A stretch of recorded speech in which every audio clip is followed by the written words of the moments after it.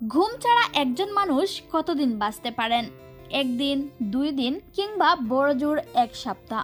কিন্তু কেউ যদি বলেন টানা 63 বছর তিনি এক মুহূর্তের জন্য ঘুমাননি, আপনি কি বিশ্বাস করবেন?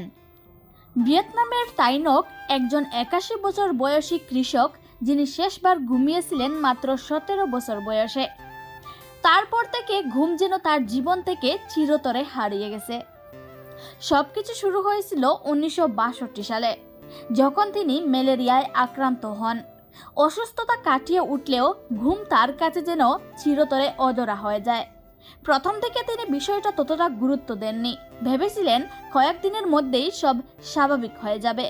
কিন্তু না, দিন থেকে মাস, মাস থেকে বছর, আর বছর থেকে 6 দশক কেটে গেছে, তবুও তার চোখে এক ফোঁটা ঘুম আসেনি। তাইনককে সুস্থ করে তোলার জন্য অনেক চিকিৎসক চেষ্টা করেছেন, পরীক্ষা নিরীক্ষা করা হয়েছে, ঔষধ দেওয়া হয়েছে, কিন্তু কিছুই কাজে আসেনি।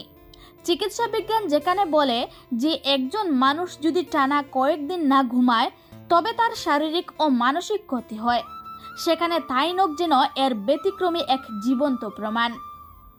অনেকে হয়তো ভাবছেন ঘুম না থাকা মানে অনেক বাড়তি সময় পাওয়া, কিন্তু তাইনকের জন্য এটি এক ধরনের অবর্ণনীয় যন্ত্রণা। তিনি বলেন, অন্যদের ঘুমাতে দেখে আমার মনে ঈর্ষা হয়, সেখানে চুপচাপ বসে থাকি, কিছু না করেই সময় কাটাতে হয়, যা খুব কষ্টদায়ক। বয়স 81 পার হলেও তাইনক শারীরিকভাবে সুস্থ এবং কর্মক্ষম। 50 কেজির ব্যাগ কাঁধে নিয়ে 4 কিলোমিটার পথ অনায়াসে হাঁটতে পারেন, অথচ তিনি একবারের জন্য ক্লান্ত হন না।